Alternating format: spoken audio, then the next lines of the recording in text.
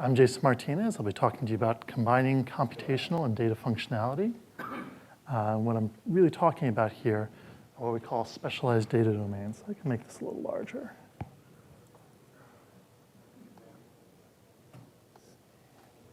That looks a little bit better.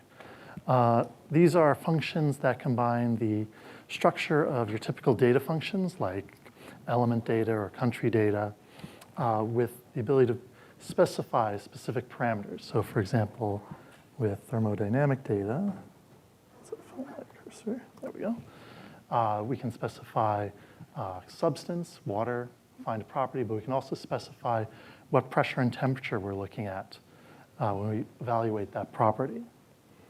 And so these functions combine both static and this dynamically calculated data. So we can get formulas out of formula data, or we can calculate the magnetic field at a specific place and time on the Earth's surface.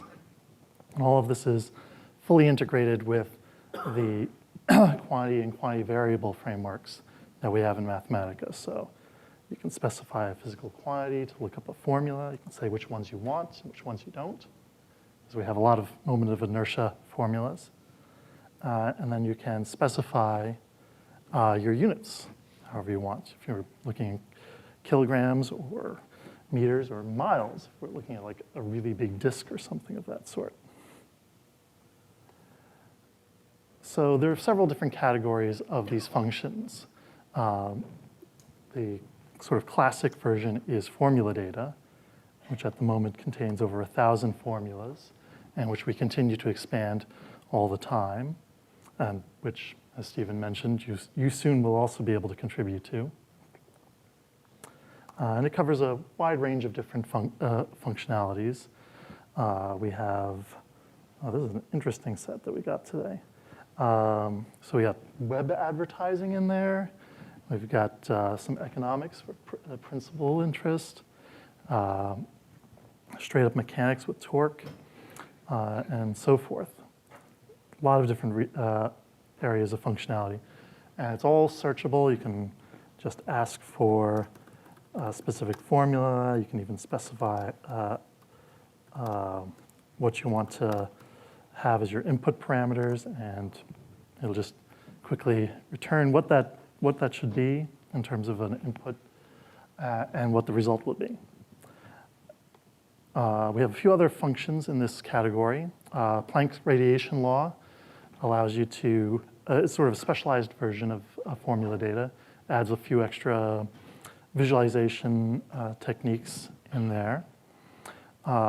Dimensional combinations is a function that lets you specify a number of quantities or quantity variables and figure out what combination of them will give you a specific dimension, like given energy, mass, and time, what combination of that gives you length, that sort of thing.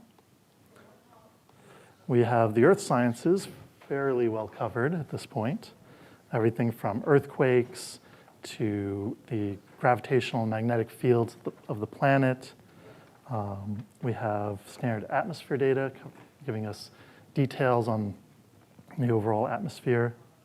Standard ocean data, which gives us the thermodynamic properties of seawater. So you can specify salinities and pressures and temperatures and get back what the various properties would be of seawater. So here we're looking at the dissolved gases in seawater as we increase the temperature. And they become deoxygenated, except for nitrous oxide, apparently.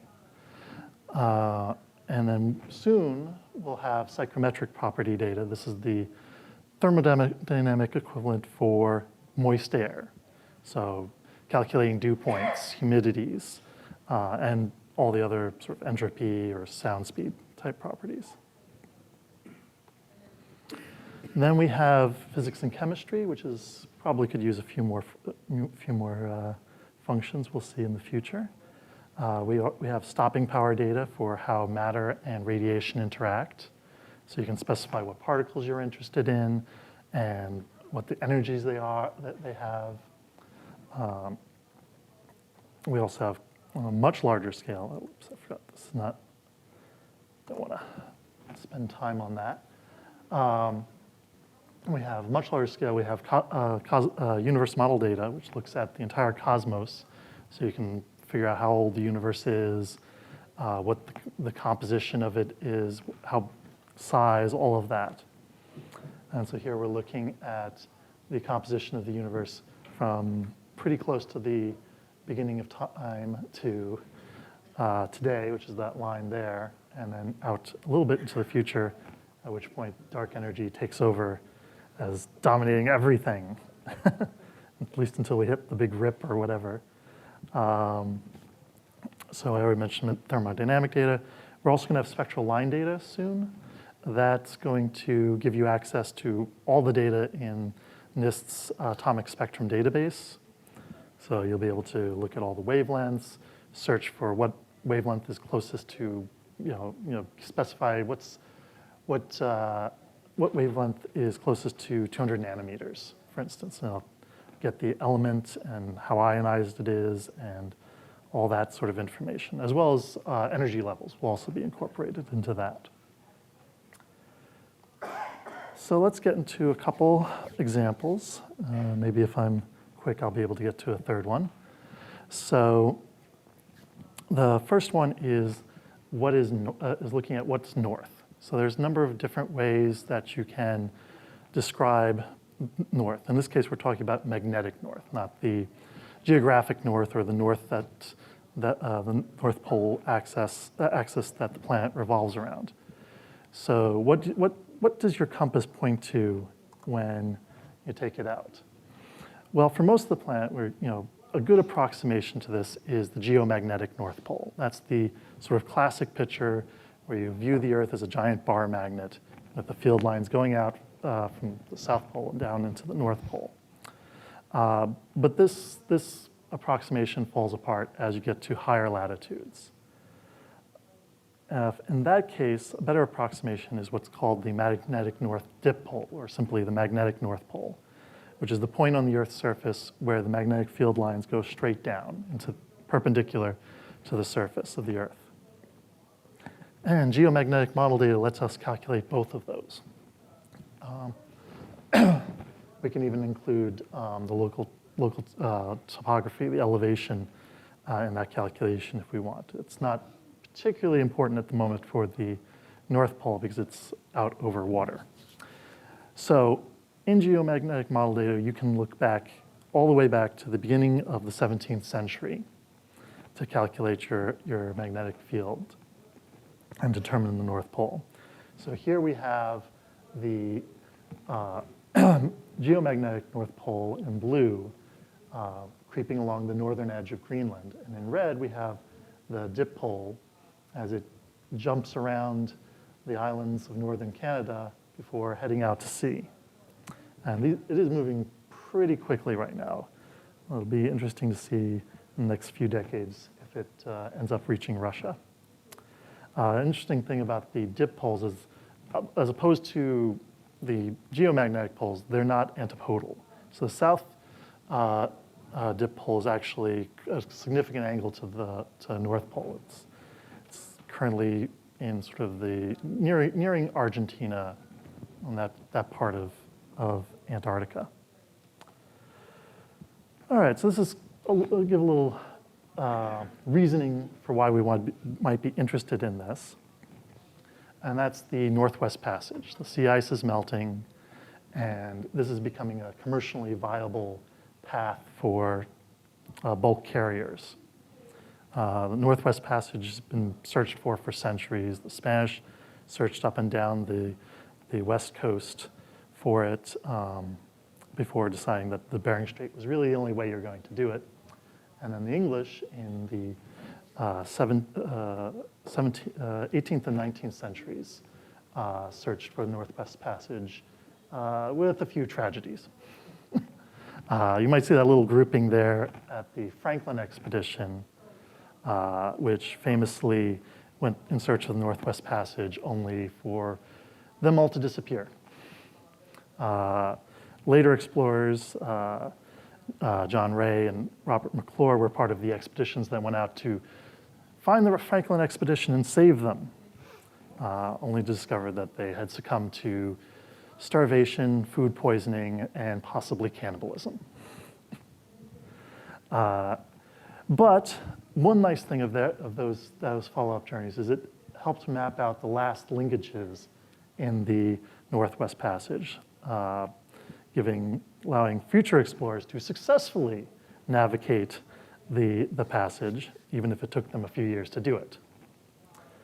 But more recently being the late 1960s, there's been interest in this as a commercial route.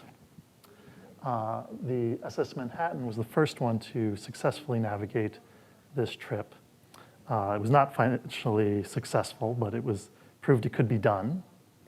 So this path goes through, this is generally assumed to be the most reasonable path. So going north of Baffin Island through Lancaster Sound and the Perry Channel, and then right through this little gap here, the Prince of Wales Strait, and then on to the Bering Sea. But in more recent years, it's become viable. In 2013, the MS Nordic Orion made the trip, carrying 15,000 more tons of cargo in 1,000 less miles of distance than it would have had to do if it had gone through the Panama Canal. So this is going to be of some interest. And things get a little interesting if you look at the compass headings in that period. So let's pull this back here a little bit. I'll sort of increment through it. So the red arrows are pointing towards the geomagnetic north. So this is the sort of idealized, innocent approach. And the blue arrows point where the actual compass readings would head. And you can see things are getting a little bit complicated up there. There's some distortion because of the projection here. As you can see, there's a lot of shifting of magnetic field lines, particularly in the 19th century, or I guess early 19th century, as it zigs through there. And it'll be interesting to see where it starts pointing in the future. All right, so let's go to a different example, a different field, some meteorology stuff, looking at thunder and lightning and rain. At one point, I thought we were actually going to get rain, but thunder and lightning, but the forecast changed. But we definitely saw enough rain the last couple days. So let's look at thunder and what the speed of sound of that is, both at the ground level and at the base of a thunderstorm. So we have a formula and formula data for calculating the base of a cloud, which depends on the temperature, or the dry bulb temperature, and the dew point. So this gives us a height to start off with. So standard atmosphere data can tell us what the typical temperatures and pressures are at those altitudes. And we can also tell us what the typical speeds of sound are. It differs a little bit, slightly, at ground level versus at 700 meters. But we might want to do some fine-tuning, because this is a sort of standard model.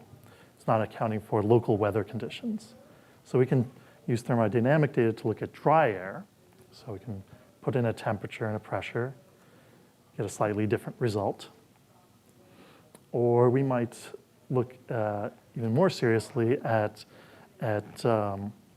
moist air, because most air that we're interacting with outside of a desert or Antarctica is going to have a significant amount of moisture in it. So we can put in a dry bulb temperature, that's your just sort of typical temperature, and a dew point, or we could have put a humidity in there if we wanted to, and get a speed of sound. So this is a fairly hot, balmy day, and because of the extra humidity, we get a little bit faster speed. Relative humidity in this case is 73%. There we go. All right, so that's sound speed and so forth. Let's look at lightning. Why is lightning blue or bluish? Well, we can get a sense of that by that distraction. By looking at the black body spectrum. So Planck's radiation law, plug in 30,000 Kelvin for our lightning bolt, And we can see it peaks pretty strongly in the ultraviolet range. We can take a look at the max and mean wavelength. And we can see again, they're pretty far in the ultraviolet. And because of the way human eyes work, that we're going to be, us as humans are going to see mostly violet and blue. And because of the way the eyes work, the blue is going to come to dominate how we see things. But we might also be interested in how the spectral lines are involved, because that lightning bolt's going to ionize a lot of nitrogen and oxygen. So spectral line data lets us look at the wavelengths of all those different ions. So we're looking at neutral nitrogen and oxygen up to 4 times ionized. We grab all those wavelengths, give them nice, pretty colors, and plot it. And this doesn't really tell us that much. But let's look at what the distribution of those lines are. So if we look at those lines and plot a histogram here, we can see that they do tend to be clustered at the low end of the wavelength spectrum. And particularly for oxygen, it has a peak right around in that blue range again. So again, that's also going to help contribute to the bluish color. All right, I think I might actually get through this example and do the shrink of radiation. So let's do one last bit of this part. So the water content of clouds. So how much water is in a cloud? So let's say we're looking at a thunderstorm. A thunderstorm's actually got a lot of rain in it. Typical liquid water contents of a cloud, a thunderstorm is between 1 and 3 grams per cubic meter. But let's look at how much water vapor is in there as well. So in a cloud, the water vapor is the air is fully saturated. So we can quickly get out the humidity ratio, the ratio of water in a sample of air to the weight of the air itself. We can get the density of the air and get our density of the water vapor. And then we can start looking at how much water is in an entire column of a thunderstorm. So a square meter of thunderstorm from the base all the way to the top at 12 kilometers. We get our temperatures and pressures at the top, so we have something to calculate with. I'm going to define a quick function here. It's going to get the temperature and pressure for a specific height, use that to get the humidity ratios and the densities, and then get us our densities and plot them. So we can see that it starts off fairly high, drops off pretty quick until at high altitudes, there just isn't much water vapor. And that's because of the temperature. There's just not, the saturation vapor pressures at low temperatures is going to be very, very low. We can interpolate over that, integrate, and discover that we have about 20 kilograms of water per square meter through the cloud. We could add the liquid water content. This is not quite as accurate. We'll assume 2 grams on average. Multiplied by the height of the cloud, and add that to our total. Let's compare that to the actual mass of the air in the cloud itself. We can see that's actually a very small contribution. The air in a cloud is the major component of the cloud. All right, so I'll get through a bit of the shrink of radiation. So we got a nice picture here of my old college's nuclear reactor. And so what shrink of radiation is, it's the radiation that's emitted by a particle moving through a medium at faster than the local phase velocity of light in that medium. So basically the phase velocity starts bunching up and you get something similar to a sonic boom, but you're dealing with light. And so there's a very well-defined formula for calculating the shrink of radiation and calculating the angle that radiation will come off at. So here we have the formula and the various variables involved. So let's have a look at what we can learn about the shrink of radiation. So, well, I guess we got to the questions part. Let's see. So this is, I'll just do a couple quick minutes. So this is just showing the decay chains for uranium-235. We can extract out the decay energies. I'm not going to do it here, but we can sort of get an average decay energy for all of the beta emissions. And then we can quickly take that average energy, take the mass of an electron and the index of refraction, and work out what the angle that this radiation comes out as. There's a few other things we got in here. We can take a look through stopping power data, how water and electrons interact. We can see at low energies, the major loss of energy comes from just colliding with the atoms. But as it gets faster, that becomes less dominant. It just shoots right through. And most of the energy is lost through radiative processes. And we can also calculate how far it'll probably manage to get through. And we just see it doesn't get very far at those energies, only a half centimeter or so. We can also calculate what the minimum energy is. We can sort of look at the path that this electron would make through the water in terms of the Cherenkov radiation that it gives off.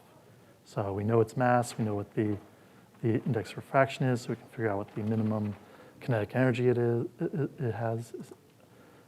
We can use that then to look at how it loses energy. So we can calculate a slowdown rate, do this quick calculation, and from that we can work out what the speed of what the lifetime of that path is before it drops below the Cherenkov limit and stops emitting radiation. And then we can give a quick plot of that so that we have some, oh, I already got that there. Okay. Yeah, so we're just looking at how it loses energy steadily through it as it moves along, and as the energy gets lower, the angle quickly drops. And I think that's probably enough for now. We have a lot of new functionality like this coming up. I've shown spectral line data and psychrometric property data. We have a few other things that will be coming up in the coming year or so. Tide data for doing essentially similar to how geogravity model data works, providing you information on the tides for a particular place and time or region. Non-dimensionalized, which will expand the quantity variable framework so that we can calculate, so you can provide an equation and it'll non-dimensionalize the various terms. There's probably something else I'm forgetting, but, oh, and the formula repository, of course. Any questions? Yes? Is all this in the distribution, or does this go out? Does it need internet connection? It depends. The formula data will do a one-time call, and then you don't need the internet. Let's see, psychrometric property won't need it. Well, let me go back to it's easier when I have a list to look at, sorry. Dimensional combinations doesn't need it. Planck's law doesn't need it. Earthquake data, unfortunately, draw on a database, so it needs to do that. Same thing with spectral line data. Geogravity and geomodel data don't need to do that. They're all self-contained. Tide data, when we get it done, will be the same way for most things. Standard ocean data is all local. Same thing with atmosphere data. Let's see. Stopping power data is local as well. So when we can, we do it as local as possible. It's only if we have to really draw on a large database that's going to be, you'll need an internet connection. Yes? Just a small question. So what's in the universe model data class? Oh, so the properties that are involved, well, there's several things. So properties, you've got your densities. You also have the size of the universe by various measures.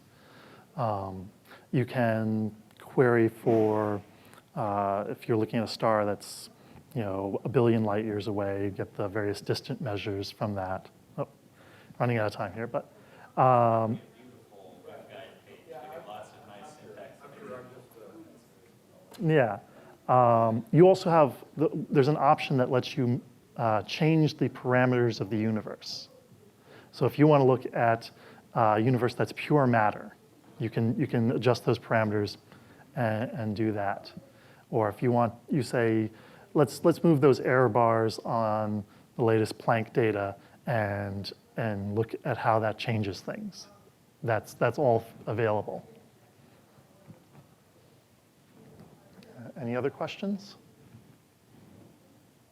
That's some problem Mhm. with my kid. And sometimes, like just the M is like, is there any way to label them like, or more for children? They don't know which units they are.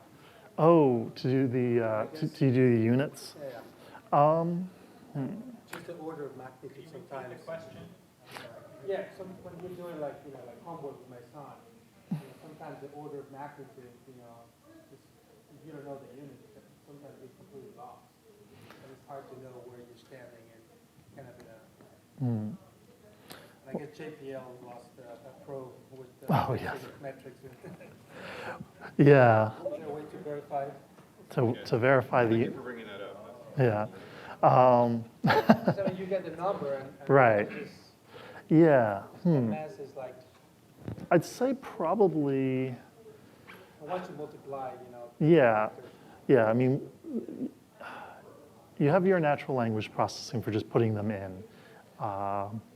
You could definitely use things like unit convert to just look at the units themselves, say, okay, what is this in terms of some unit that I have some sense of? You could probably use the natural language processing to also look at it in terms of things that you know, like the size of Jupiter in Earths or something of that sort. So that might help. That'd be. it seems like, Wolfram alpha is a lot easier than mathematics. Yeah, well, I mean, but you can call, you can, Talking about in Wolfram alpha, you get the number. Yeah. yeah, but you could, There's no reason that can't be in mathematics. right, Haven't done it. yeah, If that's useful to you, Yeah. that's good. You mentioned it. yeah, some sort of, Kind of like a translation to put maybe the scale, like. yeah, some sort of thing that just shows you, like the pods that we have on Wolfram Alpha, where it shows you this is 2 times the size of Earth, or population of France or whatever. So something like that, some sort of function that just sort of gives you a rough equivalence. Right. That might be that'd Like be a scale. yeah, exactly, Scale. exactly. That might be a good addition. I agree. Is that it, or does everyone want lunch? I'll be at lunch too, so if there's any further My questions. kid goes to French school, and sometimes the Oh, units, the European units and the American units are completely yes. different. We should all be using metric. They kind of, like for the wine, they still use a decaliters. All right, well, thank you, everybody. Thank you.